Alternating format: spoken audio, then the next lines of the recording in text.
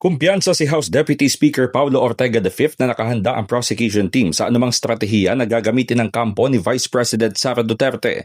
Sa isang forum sa Quezon City, sinabi ni Ortega na hindi na siya magugulat sa anumang hakbang mula sa defense panel, kabilang ang presentation ng mga testigo na hindi kasama sa mga inaasahang haharap sa proceedings. Lahat anya ng senaryo ay pinaghahandaan ng prosecutors, pati na ang posibilidad na mapabilang si VP Sara sa listahan ng mga testigo.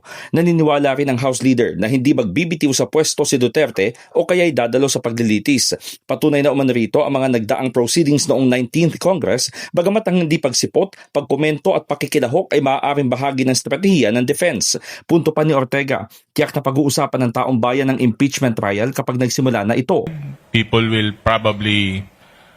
You will see some people pressuring, you will see movements arise, you will see, kumbaga mabubuhay po yung usapan ng impeachment trial.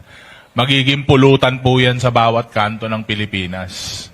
So magke-create ka ng awareness, makikita mo yung katotohanan, makikita mo yung malatag ng ebidensya, makikita mo galaw, pati body language po ng mga senator, judges, prosecutors, defense, pati po yung presiding officer, makikita natin kung paano gumalaw.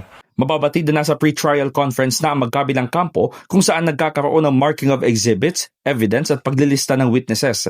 Itinanggi naman ni House Prosecutor Terry Redon ng ulat na nagkaroon di umano ng sagutan sa pre-trial conference at kinain daw ng buhay ng abogado ni Duterte na si Attorney Sheila Sison, si Lead Prosecutor Jerry Luistro. Banggitin din ho natin yung anong tawag dito, false intriga, no, na sabi, kinain daw ng buhay, Congresswoman Luistro. Baka kumain ng lumpia. Oy, kung nangyari doon. Kasi wala akong ganun, wala akong kinain ng buhay dito. No? So, tingin ko fake news po yun. Kung sino man ho yung tsumika ho doon sa isang news organization na meron daw pong kinain ng buhay, hindi ho yun totoo. In the heart of changing lives, ako si Brigada Haji Caaminio ng 105.1 Brigada News FM Manila, the Music and News Authority.